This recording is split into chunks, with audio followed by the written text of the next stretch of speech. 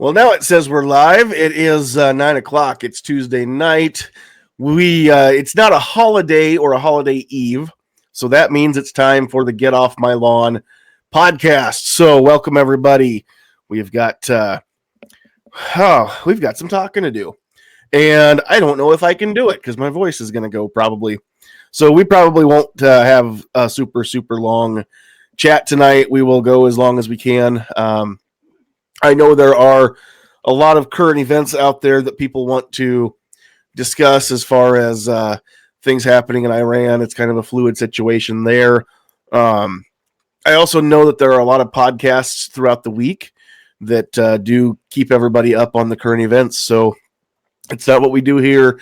And if anybody, has the news for that and you want to talk about it out in the side chat, I suppose you can, but we're not really going to cover a whole lot about that here tonight. I had somebody ask me that here a while back earlier tonight. So real quick here, let's let the panelists say hello that have joined us already tonight. So Squib, if you have a minute, we'll let you say hi. We know you're at work. And he might not be in a position to unmute right now, so we will let Squib have a minute or two, and we'll move over to Travis P11. Hey, what's going on, guys? This is Travis P11. Check out my channel over on YouTube, and I'm also on guntube.org and gunchannels.com. Got a little podcast we do Monday nights called Caliber Corner. It's at 6 o'clock Central Time. Make sure you check it out, and, man, appreciate the invite. Thank you very much. And thanks for being here. Right on. And Squib, if you get a second, you want to say hi, just jump in, whatever. Otherwise, we will expect you here in about another 30 minutes or so when you're free. So no worries. Hi, thanks. Hi. Appreciate it. There you are. Talk to you later. Okay, bye. All right. Who do we have out here in the chat? Joe Smith was out there first. My beautiful bride, Sandhills sweetheart, is in the room. She does the typing. I do the talking. Who else do we have out there? Ian Thomas is out there. Good to see you out there, Ian. I'm glad you made it. I think you got a link too, so if you wanted to join in, you sure could. Two Live Moo is in the house. Jay Brown's out there. Blitz is out there. Gunpowder Beauty. Georgia Trucker 69. 10X Shooters. Rich White's in the house doing double duty, and so far that looks like everybody. If you are watching us live and you want us to say hello to you, you have got to say hi. So make a comment, jump in the chat there. Let us know that you're out there like New York Outcast just did. And that way we will read your name off at the end of the night. Just joining us, we have Rich White from This Week Unloaded Media. What's up? Not too much. How's it going? Well, we're back at it. Took 2 weeks off. It's like riding the bike. You never really forget, but still, every time it's been a while, it's kind of like, I got to remember how to do all this stuff again. Yeah, I want to thank you, Nebraskans, for sending us that snow you guys got. We didn't get a whole lot of it here, but I was up at my dad's a couple days ago, and boy, did they have a lot of snow.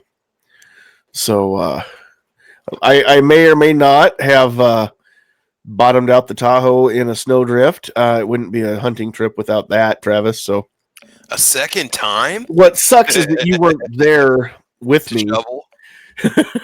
It's the running boards, man. You need a running board. Get rid of the running boards. I was cowboy up that thing, man. I was close to the house, so we just pulled the tractor over there, and oh man, yeah. And now I know from now on, I'm just gonna take my dad's Ford tractor with front wheel assist, and that's what I'm gonna be taking for deer hunting from now on if there's snow on the ground. Because I got to ask you real quick though, man. Was he just like again? Is it? No. Was this a common occurrence when you were a child? I'm just kind of curious. It's never really been that big of an issue. Okay.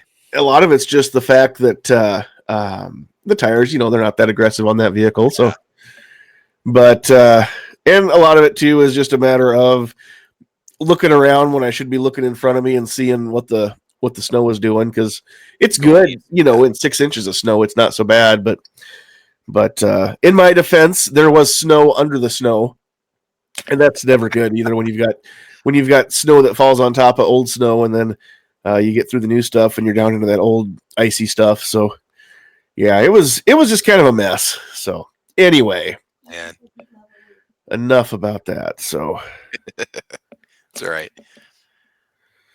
all right, and let's see if we can hold on here. Are we live yet? We are live, dude. Hey, what's up? Pickles in the house.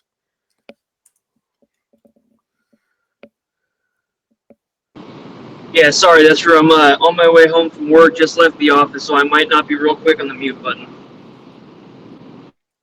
That's all right.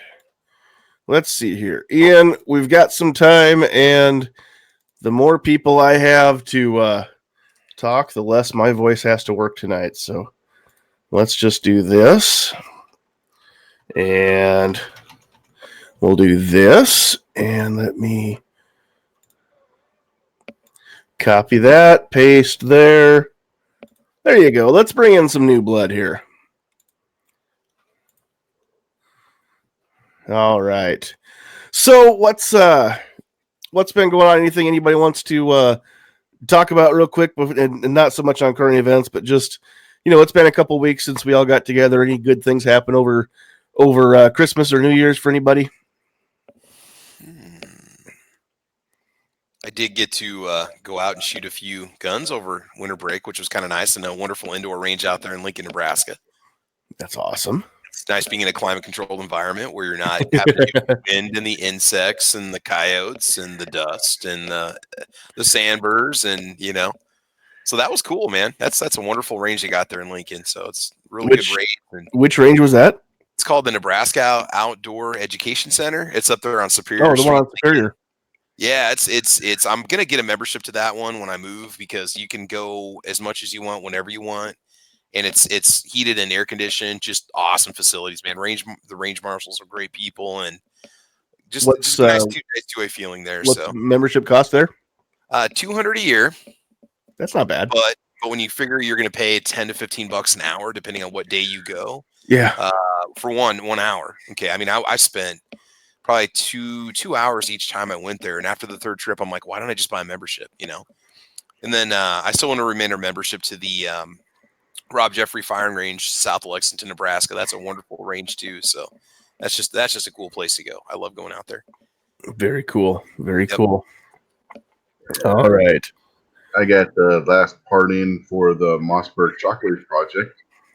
I got to do a little bit of modification on that and get it installed, and then I'll be doing a little video on that my patrons will get over on Patreon will get to see first. Then I'll be putting that up on YouTube.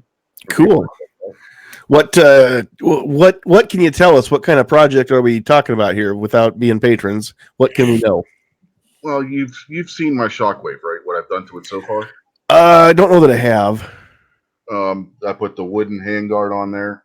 Got the XS big dot sight. Put the pistol grip. It's got a wooden pistol grip on there. It's got an arm brace on there so far, and a side saddle for extra shells.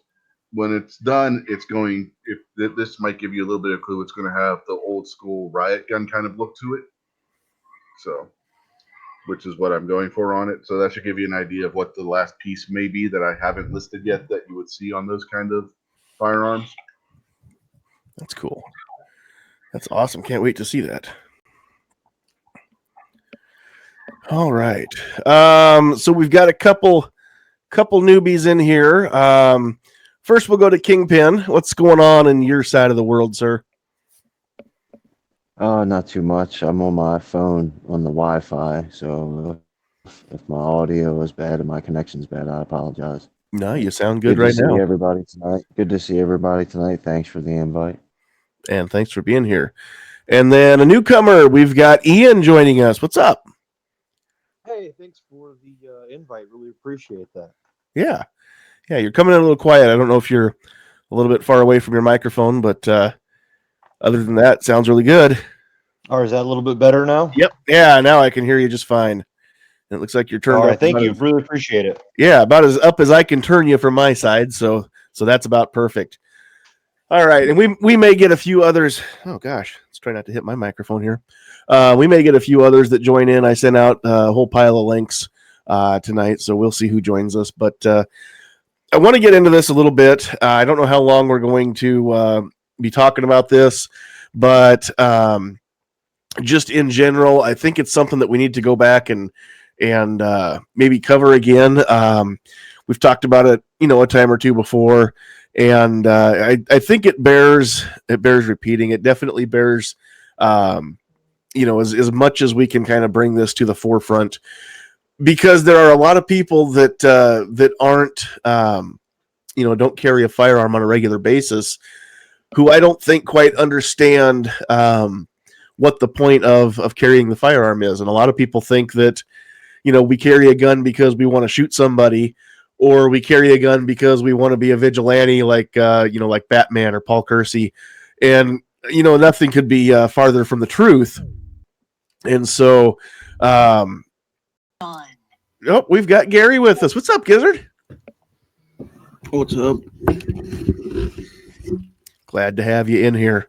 So, what I was saying is that, if and I think I can speak for at least 99% of all, people that legally carry a firearm, if not 100% of them, we don't carry a firearm so that we can impose our will upon somebody else. We carry a firearm so that we can ensure that no one imposes their will upon us. And that's exactly the whole reason for having it. Now, let's look at a situation like at the West Freeway Church of Christ down in White Settlement, Texas. A lot of people there were carrying. A lot of them were part of the church security team, and I think there may have been, a few people in the congregation that maybe weren't on the security team. I don't know the exact laws in Texas. If you can carry if you're not on the security team. But I do know that they did make it legal to carry a firearm inside of places of worship now in Texas, and I believe that started September 1st. The law changed where you can carry in a church in Texas no matter what. Previously, the law was you had to have permission from the pastor. Okay, so you had to be... They changed the law because of what had happened a couple years ago. Okay. Because I did watch the interview. There was an interview... I can't tell you for sure the call letters of the news affiliate, but it was the day after the shooting happened. It took place out on the range where Mr. Wilson does his training and trains all of the people that are on the security team from the church there. And, he was saying that for quite some time, people have been carrying in that church because they've been able to do so as the security team. So now we have people that aren't necessarily on the team that are legally able to carry too, which is, in my opinion, that's awesome. That's exactly the way that it needs to be. Now, maybe a different night we'll get into the comments that people made. I think USA Today was one of the places where the comment was made of the issue isn't that Mr. Wilson stopped the threat. The issue is that there were so many people carrying in that church that we don't know anything about.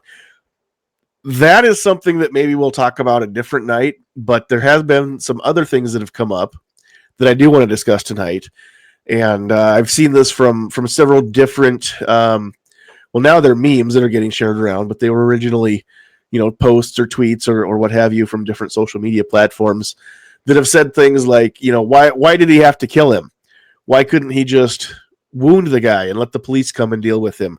Why was it that, is now he's a murderer and, things like that. And so I kind of want to get everybody's opinion. We'll go around the horn if we need to, but for the most part, if we don't talk over each other, we can just kind of leave this open to the group. But, my own personal opinion is if I ever have to pull my gun, I have no intention of killing anybody. I have no intention of wounding anybody or maiming anybody. My only intention is to end the threat, and I will shoot to end the threat, and I will shoot until the threat is ended. And if that means that somebody loses their life in the process, then that was the price that they paid for their actions. I will use deadly force if it's warranted, but I will shoot to end the threat, and I will shoot until the threat is ended. Now, I'll just throw the idea out there. First of all, does anybody have anything that they maybe feel differently than what I just said? Dude, I agree with you completely. I mean, that's, to me, that sounds like the training that police officers receive also when it comes to drawing their service weapon. And that's the game that gets played. I mean, that's just reality, I don't disagree with you at all. I think, yeah, I think a lot of the time people have a fallacy of an understanding that there's going to be time to decide, well, I'm just going to shoot this bad guy in the leg. That's Hollywood stuff, and that's a lot of dangerous cowboy stuff that people have a real, I think it's just a misunderstanding of really what it's like to draw your weapon, engage a target, and have to neutralize it. Yeah, and when you're shooting that guy in the leg, he's shooting you in the chest. I mean, that's not a good trade-off. Well, that was some of the comments that were made when I had posted something to that effect on my Facebook page too. People were saying, well, the guy that was in there with a shotgun, he wasn't shooting to wound anybody. He was intending to kill people. So again, now in the interview, Mr. Wilson did say that the reason he took the headshot was that it was the only target that was presented to him. He would have shot about a half second to a second earlier, except for there were still, excuse me, there were parishioners still trying to get out of the way, jumping up out of their seats and moving off, ducking for cover, what have you. So he didn't have a shot. And as soon as he did, he took the shot that was offered, which was the suspect's head. He fired one time and the threat was ended. He went over and kicked the shotgun away and watched to see if the suspect would try to get up. And of course he didn't. He was bleeding profusely from a head wound. So, excuse me, hold on here. Just one thing I want to say real quick is you don't know what somebody's on when you take those shots. You might shoot them and think you wound them, and they could be on something where they don't feel it. Whatever, drugs or whatnot. You can't take that chance that they pull out an explosive device or whip out another firearm or just start opening up on everybody or you. You don't know. Furthermore, if you're going to take a shot and you say, well, why can't you just wound them? There's human anatomy, okay? You don't know if you're not going to nick that artery or you're not going to have that explosive cavity out the back and the person's going to bleed out before the ambulance gets there. I mean, to sit there and say, well, just shoot him to wound. You can't just shoot him in the leg. No, it's not like that when it comes to a defensive situation like that. Well, and how many of these people that are talking about shoot him in the leg, shoot him in the arm, whatever, that have never actually fired and have no idea how hard of a shot that really would be anyhow? I mean, not to say a headshot's easy, but in a more of a general sense, you're shooting for you're shooting to hit the target and try to prevent it from doing additional harm to others, but you're also shooting for the largest part of the target generally.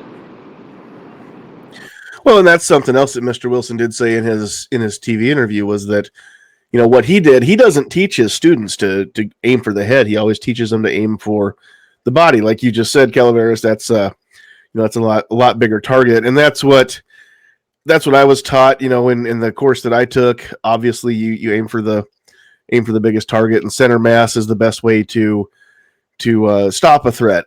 If you miss the center of the body, but you're an inch or two off, you're still going to hit the torso, and you're still going to make hits that are going to end the threat.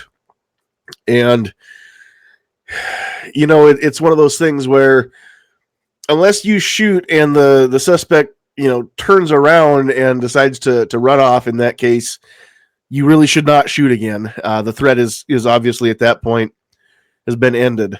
But I mean, it is. I have talked to I shouldn't say talked to. I've heard from and heard any interviews from and watched videos from more than one source that said, shoot until the gun goes click. Shoot and be sure that you stop the threat. So I don't know. It's, of course, in this day and age, and especially, as law-abiding citizens that are legally carrying firearms, we all have to keep in mind that every bullet that goes down the barrel has a lawyer attached to it. So again, we have to be able to explain ourselves not only to the authorities, but also in court, potentially to a criminal jury, also potentially in a civil case as well. So that definitely makes another aspect to it, where again, that's why I always say I don't want to kill anybody, but if I fire my gun, I'm going to fire to end the threat. And if that means that, it causes the person who's threatening me to expire, then that's what happens. I'm not going to try for that. I'm not going to try specifically for the opposite of that. I just want the threat to be over.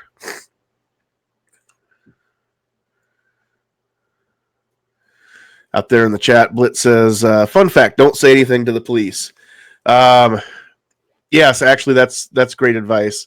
Tell them that you were in fear for your life and that you wish to have your attorney present before you say anything else. That's pretty much it.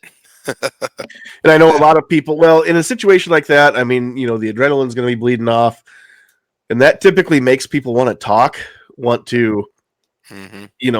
about it, get it out there, process it. And a lot of people, in order to process it, have to, verbalize. But that's not always a good thing. And it does not make you look guilty if you tell the police that you're not going to speak to them without your attorney present. It just makes you look smart. And you don't have to convince the police whether or not you're guilty. They don't care. Their job is to gather all the facts. And they will gather the facts that include everything that you say. And if you don't say anything, it's a fact that you didn't say anything. It doesn't mean anything besides that you didn't say anything. So, Joe Smith, the whole point of this chat is to not necessarily do that and have that be a plan out there. So we're not going to say that somebody should or should not kill somebody else. That's not what this chat's about. Also, I should have said this at the beginning. None of us are lawyers. None of us are law enforcement officers. And none of this discussion tonight should be taken as any kind of legal advice in any way, shape, or form. This is just discussion. That's all this is. And I would like to make that very, very clear that we're not telling you anything from the standpoint of, actual legal advice. There. Now with that done. Whew, that was a good one. We should always start off with a disclaimer. Yeah. I should. Yeah, that's for an opening little montage there. Yeah, the closest thing I think any of us could offer as legal advice is, hire yourself a lawyer and listen to him. Yes. I'm not here to promote any one specific carry insurance. I am a member of USCCA, and that's why we spend the money that we do to have a membership there. If anything ever would happen, then the first call obviously is to 911. The second call that I make is to USCCA so that they can dispatch an attorney to come and advise me and speak on my behalf. So definitely, for what it costs for the top of the line membership is for a couple, it's about $1 a day per person. And I probably waste almost that much money in sunflower seeds. So, honestly, it's Mountain Dew. No, we don't waste Mountain Dew in this house. We don't waste that at all. Well, not waste it, but spend money on it. Well, spend more than that. Yeah, I probably my Mountain Dew budget and sunflower seed budget would total more than what we pay for USCCA every month. But it seems like it that might be a lot for some budgets, but it's not too much for me for peace of mind. So, Mike, I did not stay at Holiday Inn Express last night. I slept in my bed, which I think was the smartest thing I could have done, considering I feel better today than I did yesterday. So I think I'm on the rebound from this cold. I'll sound like crud for a while, but I've got enough over-the-counter drugs in me that I definitely feel a lot better. So, all right. So, anybody have anything else they want to add in out there as far as just the whole concept of, not shooting to kill, but just shooting to stop a threat? Each self-defense scenario is unique. You can take lessons from a previous scenario, whether it's a police report, actual video, testimony, whatever it is, and you can use that for training. You can use that for education. You might even be able to apply some elements of that to your situation if you end up in that situation. Whether or not just having the weapon stops the threat, or having to kill the threat stops the threat, or anything in between, it's a case-by-case situation. Now, sometimes you can look at some of this stuff, especially in this case where we've got great footage and everything else to analyze it, and you can make, if you've got any experience and any common sense, you can make some pretty good analysis of this. And the guy took, like he said, the shot he had. That's it. And he didn't have much time to work with, and I think he did a great job. And there's just no in between. Somebody wants to look at this, go, he could have done it. He could have. Okay, put yourself in his shoes. Look at the situation. Look at what was in front of him. He did everything. He did everything probably the best anybody could have done. And I think to judge that by another situation isn't a good idea in this case. Yep, I would agree with that 100%. Yeah. And yeah, very, very good point that each situation is different. Each one is unique. And so in hindsight's always 20/20, right? We can always go back and look and watch the footage, especially in this case where it was live streamed. We've got video of it. So we can go back and watch that again and again and again and say, well, if he'd have done this, or if he'd have done that, or what have you. But that's not the case when you're in the situation. You don't get the luxury of going back and rewinding it and watching it over. You've got to make those decisions in real time. And again, I applaud Mr. Wilson for making the decision that he did as quickly as he did. Unfortunately, 2 people did get shot before he was able to end the threat. But and we do want to we want to mention those 2 people. Actually, believe it or not, one of them's name is Richard, but he went by Rich from what I understand. Rich White was also on the security team. And then one of the deacons in the church, Anton or Tony Wallace, those 2 gentlemen lost their lives. And so we definitely, our hearts go out to the families of those 2 gentlemen, because they, they didn't need to die. This idiot didn't need to take a shotgun into the church. Of course, we'll never know for sure exactly why he did what he did, but it's terrible that happened. But having said all that, we were very thankful that it was 2 people instead of 26 this time. And Lord willing, the next time that something like this happens, it's 0 other than the the bad person, the shooter. So we definitely want to we want to, again, it doesn't seem like enough, but thoughts, prayers, condolences, our hearts do go out to the White family and the Wallace family. So yeah, like Double A says out in the chat, armchair quarterbacks. Yeah, it's easy on Monday morning to pick apart Sunday's game, right? So same kind of thing. Well, there was criticism of the first gentleman to pull his gun. There was criticism that if he'd only been a second faster, he'd be alive today. And I really just didn't agree with that. I think he reacted in a fair amount of time under the circumstances. And I'm not talking about talking ill of the dead or crapping on somebody's grave. Some people won't say anything bad about somebody because they've passed away. I'm not talking about that sort of thing. I'm talking about he was drawing his weapon. He was trying to engage a threat.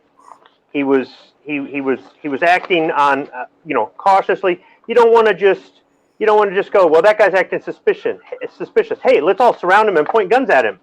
I mean, I think they erred on the side of caution with this, and he died trying to protect those people, and to me, he's kind of a hero.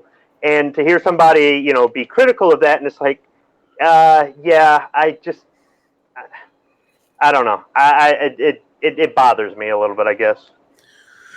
Well, and I'd have to go back and do a little more research because I don't remember the order in which the two gentlemen got shot. I don't know if Mr. White was shot first or if Mr. Wallace was shot first. But if Mr. White was shot first, that means that he also held the suspect's attention as he was drawing his firearm.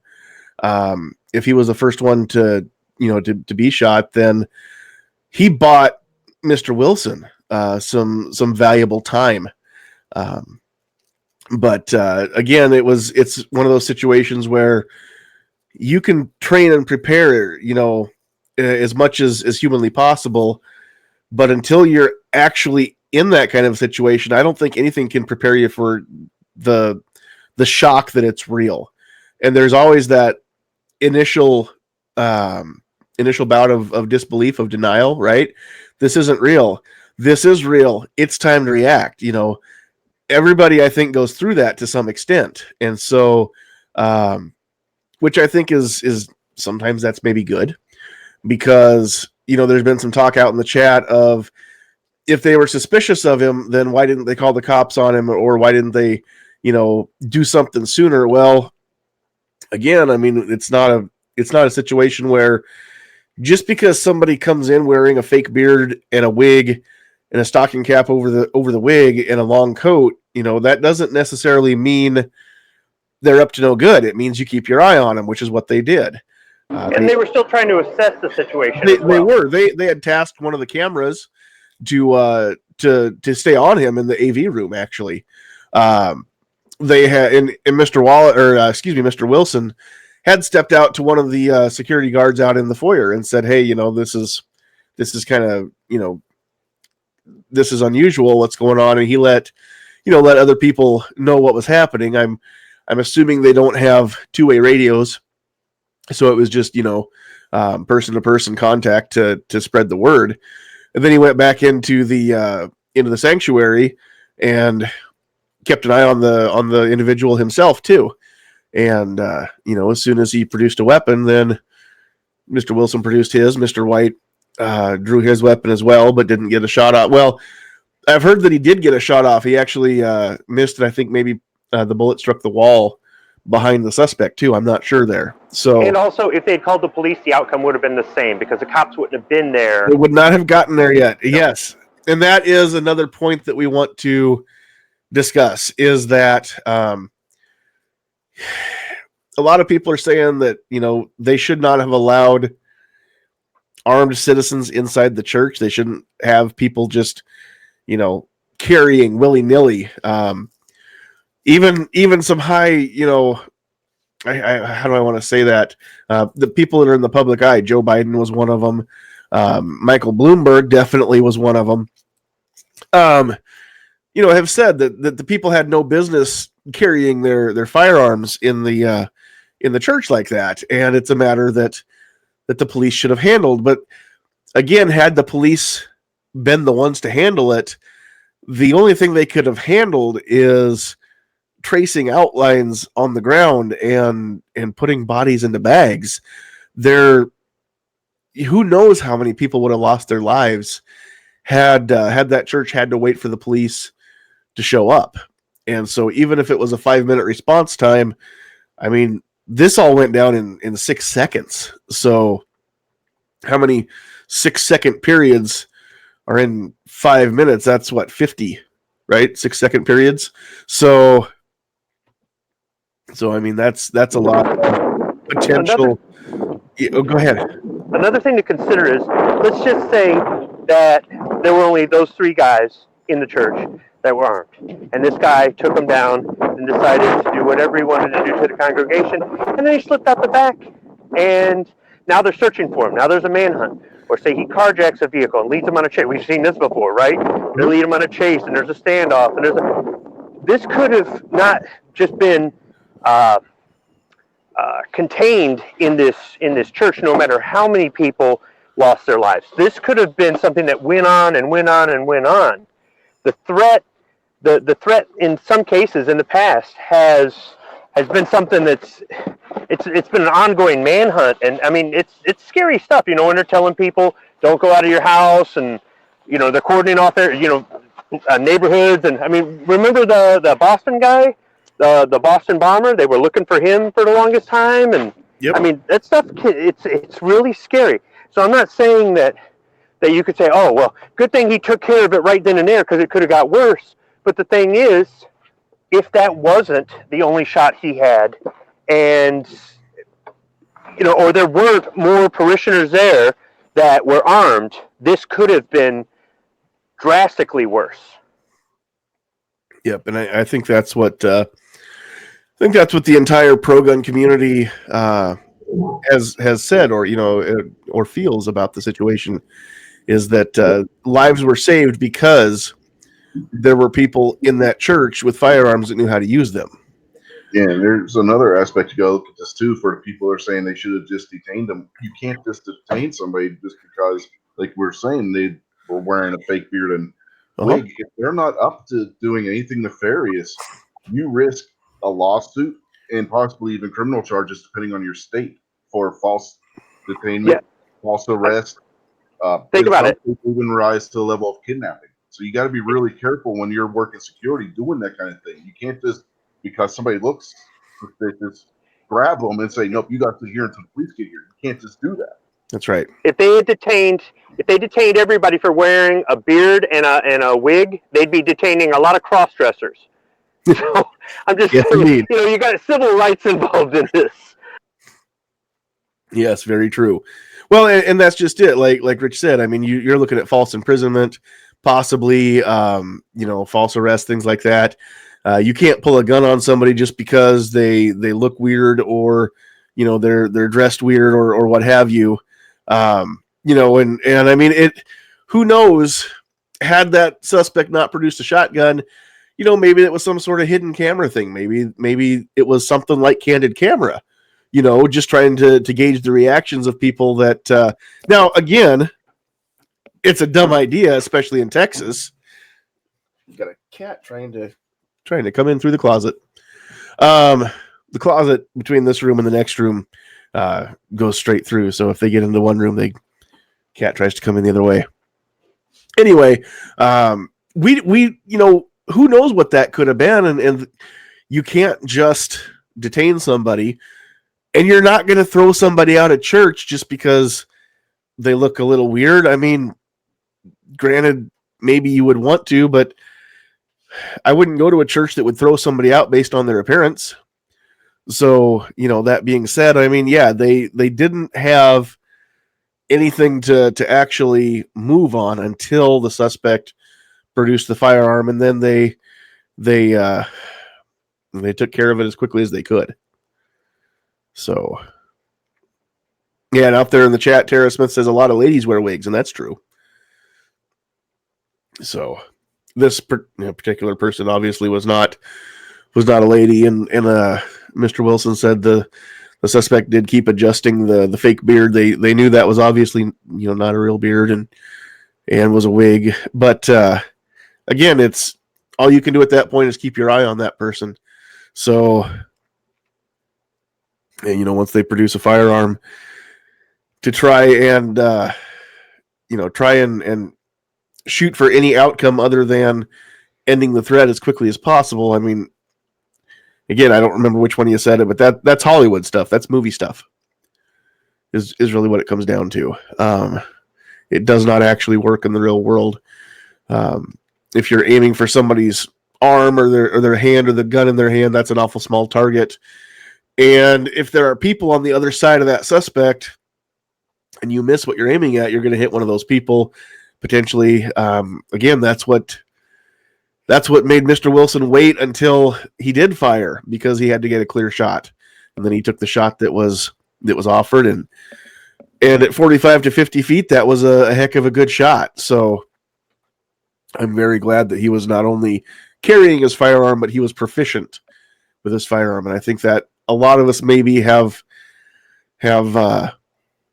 learned. I can't say learned from their mistakes because it wasn't a mistake, but it's been an eye opener for me that maybe I should look at backing up a couple more steps when I'm out training. Excuse me. Just to see if I can, with my carry gun, if I can make those shots. My biggest fear is that something would happen and somebody that I care about is being used as a human shield, and I've got a small target and I'm 3 inches off when I shoot. I couldn't have that. So, that's made me think a lot about what I can do with my carry gun, and maybe work on getting a little bit better with that. So. Something you got to remember too is myself, when I do my shooting videos, when I do my range tests, I back up 5 to 10 yards every target or every time I'm taking a group of 3. And any mistake you're making, it's amplified. It's exponential. So if you're off 3 inches to the left, you go back another 10, 15 yards, it's going to be 6 inches to the left and 9 inches to the left. And you're talking about a hostage target. Yeah, man. I mean, that 6 inches is the difference between hitting your loved one and not. That's the important thing to remember. So maybe we need to make a resolution this year to get out and practice with our carry firearms more instead of just all these other toys that we have. Because you feel professional with it, you practice with it, you're comfortable with it, but do you really keep up on being efficient with it? Well, and my biggest thing too is that when I go to the range, if I do fire my carry gun, I'm firing range ammo. I'm not actually firing my plus P carry ammo, and it's not going to print the same spot. So I need to make the commitment just to spend a little bit more money. And, every time I go to the range, shoot a magazine or two of the carry ammo, which is good because that helps me, cycle it through and keep it fresh too. But at the same time, make sure that I get practice with what I actually carry, not just the the ball ammo, the range ammo, especially where my range ammo is 115 grain regular pressure. My carry ammo is a little bit heavier and a lot hotter. This is kind of a little unrelated point, but Federal's actually releasing a cheaper version of their Hydroshock for people that want to practice at the range more with their carry ammo, but not spend the $25 per box. So you can actually practice with something close to what your carry ammo is going to be. Same bullet design, same grain weight, but it's going to be a cheaper ammo. It's kind of an interesting little niche. Winchester has that too. I think they're train and defend. Train and defend line. Yeah. Who else? Is it SIG? I think SIG's got the same thing going on, where the ball ammo and the V crown are supposed to print the same exact spot, so you can train a lot cheaper, but still know that you're going to get the same groups. Mm-hmm.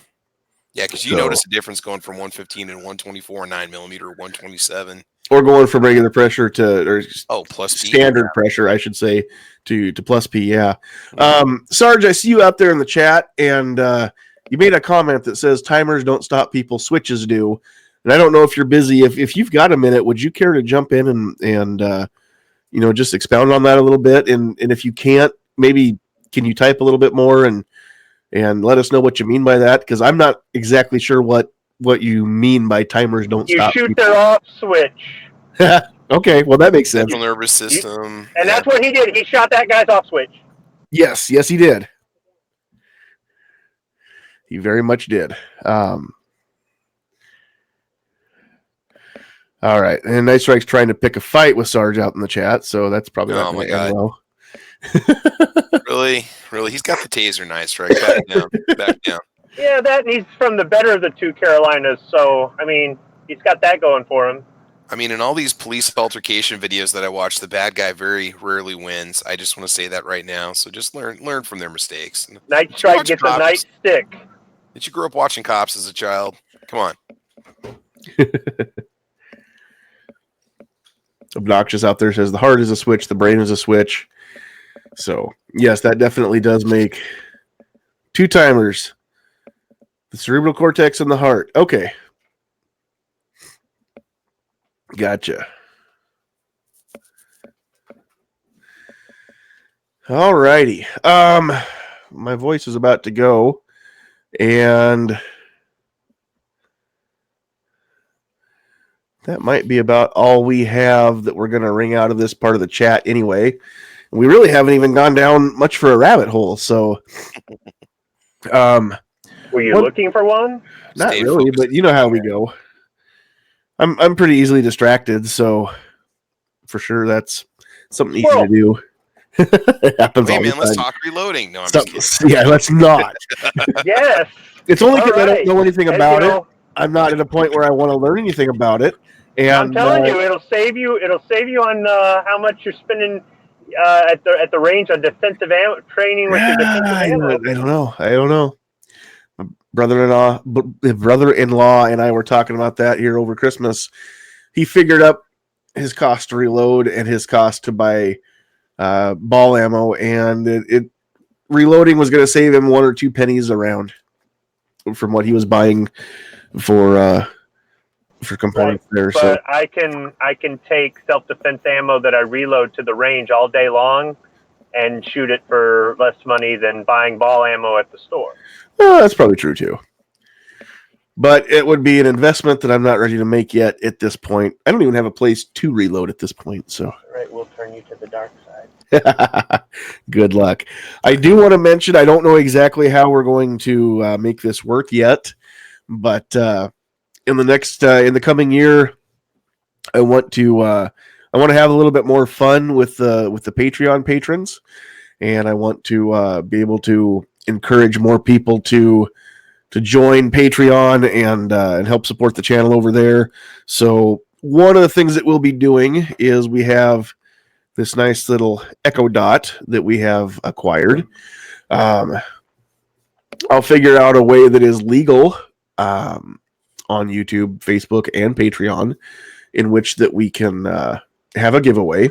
And it will be open to patrons. We'll do some other stuff too as far as patron exclusive chats maybe or videos. One of the things I'm thinking about doing is we'll have these live and they'll be available on YouTube, but you can't catch the replay for a week unless you're a patron. That'll be up the next day on Patreon, but it'll be up a week later if you're not. So that's one of the things that we're contemplating doing. Some monthly drawings for some cool stuff, contests on Patreon, giving away some fun stuff to the patrons and some stuff like that. So hopefully we can gain a few more people over there, make it worth their while so that they don't feel like they're just throwing money at us for no reason whatsoever. And they can kind of see what we're doing with that money from Patreon. So with that, I think we will start signing off. We'll let everybody have a chance to say goodnight. We had earlier in the night, we had Kingpin, and he was on his phone and didn't have a super good connection, and he did drop out. So Kingpin, thanks for joining us. It's always a pleasure to have you in our chats. And from the extreme other coast of the nation, we had Calaveras 32 Special, who also had dropped out. So many thanks to both of you fellas for joining us and being in the chat with us. So we'll just go down the list here. I've got Gizzard Gary. We didn't hear a whole lot from you out here on the voice part, but I know you're always out there in the chat kind of making sure I don't miss anything. So Gary, thanks for being here. Anything that you want to say, go ahead and say it. Well, I almost jumped in a time or two, and just not to go on with that discussion, but you don't really know how you're going to react, how it's going to feel until you get in that situation. Nobody really wants to be there. You're not in hero mode, you're in survival mode. Then who knows how you're going to react, but at least you have the chance. So practice so you react the best that you can. So thanks for having me. As for me, I've got Foul Territory on Friday night, 9 p.m. Eastern, 8 p.m. Central. Hope to see everybody there. So thanks for the invite. Absolutely. Thanks for being here. Also, we had Ian who did jump in a little bit, and I don't know if you've been in any of these other chats before, but thanks for being in this one, Ian. Hey, really appreciate the invite. I've listened for a long time to you and a couple of the other guys on the channels. Support your local gun shop. The Second Amendment is what we're here to support. We're not just pro-gun; we're pro-Second Amendment. Appreciate the invite and continue doing the good work, guys. Really appreciate it. Yeah, thanks for being here. Hey, real quick, Ian, where are you coming from? I'm from Michigan, in Millington, Michigan. Michigan, another one of those. Okay. Okay, Oh. and I'm driving through Commerce Township right now. Do you know where that is? Yeah. I travel around the state quite a bit, so I'm real familiar with where I'll be there tomorrow. So, Oh, okay. Yeah. Oh, well, I might run into you. I mean, hopefully not. But we got There's no fault love connection insurance. there, So, Are the roads slippery? Maybe you could do a brake check before I'm you in run into four-wheel people. drive right now, actually, Sandhills. Well, but we already know that does not mean four-wheel stop. I'm going to slam on the brakes Yes. right now. I stop Oh my right in the God. middle of the road. Good old anti-lock brakes. You know what's worse than Michiganders there, Sandhills? Michiganders that are Marines. Yeah, wow. Oh, that was Oh you my. had to go there. Wow. I think there's two of them in the chat right now. Yeah, and there's a third one. You know, that- there's a few of us in this state.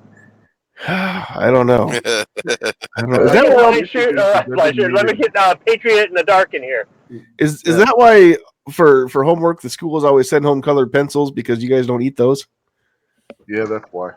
But we can sharpen them with our K-bars. That's right. That's right. Good enough. All right. Well, Ian, thanks for joining us. Rich, what's up? So, not too much. Check out This Week Unloaded Sunday at somewhere between 8 and 9 p.m.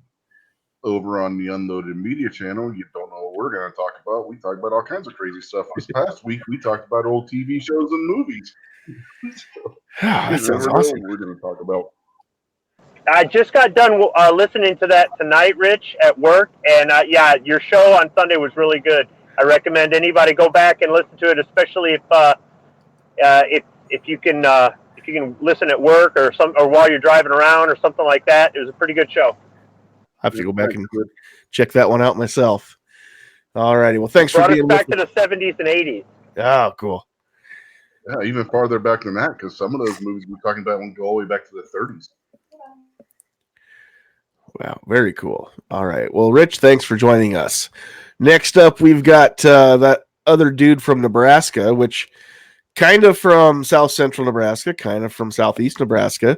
You just never know where you're going to find this dude anymore because he's kind of a jet setter. So Totally unpredictable, man. Totally unpredictable. What can I say, right? Unpredictable P11. Well, I want to say this. I want everybody to subscribe to those people that you see here on the channel tonight. They all have great channels with lots of great content.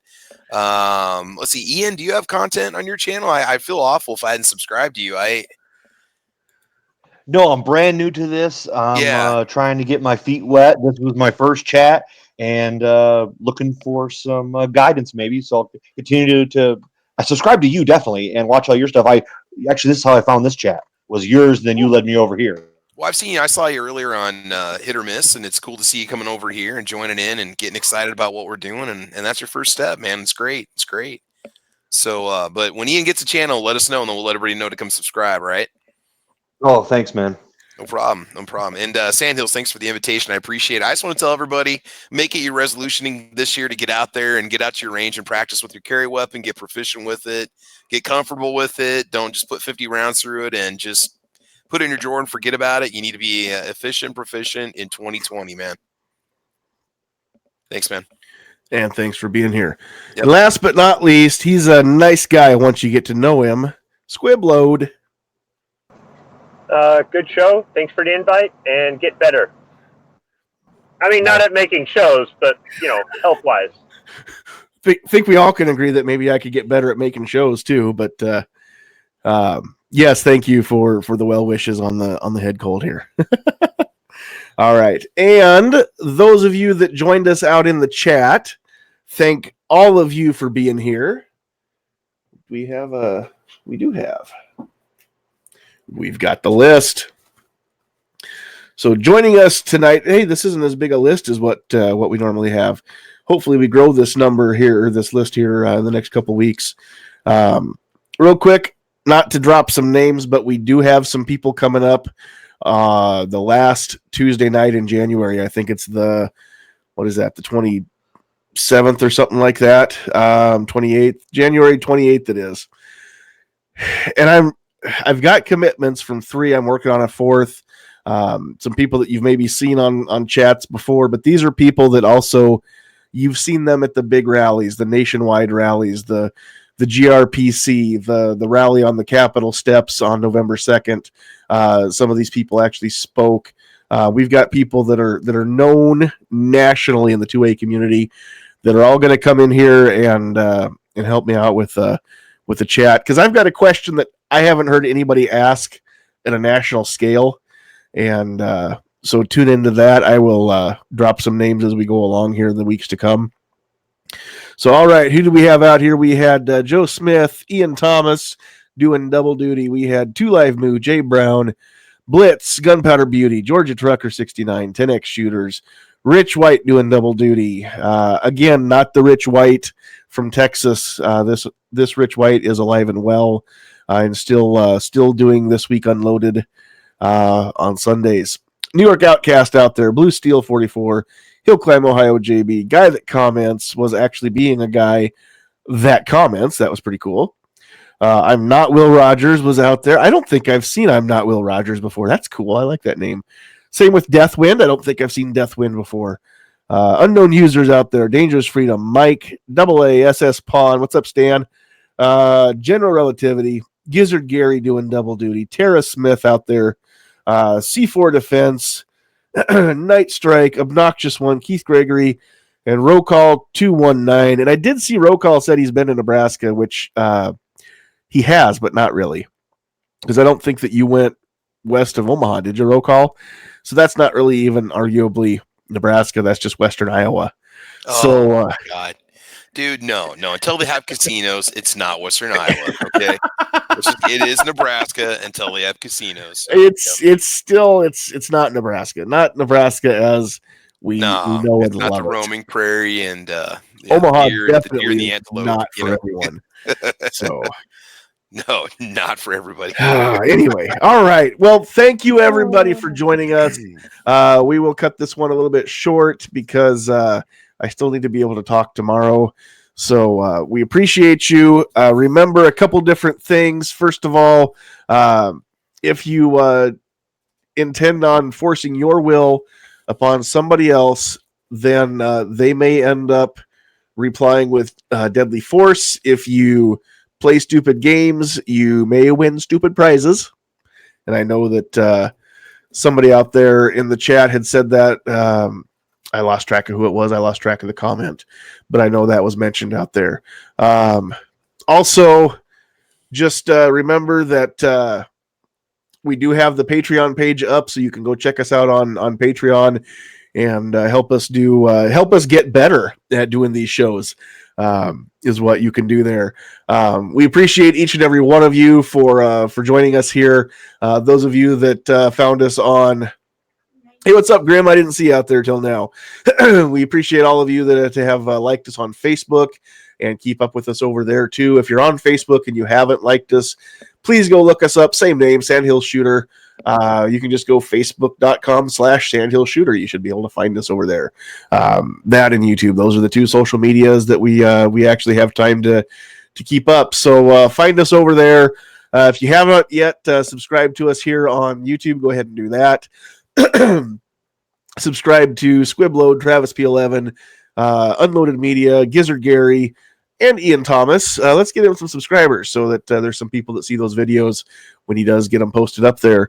Also, subscribe to Calaveras 32 Special and Kingpin, and check out everything that they've got on their channels as well. MM53 is also in the house, so better late than never, but we're about to sign off. So all of you that make us who we are, make this possible, we love you. God bless you. And don't forget, get off my lawn.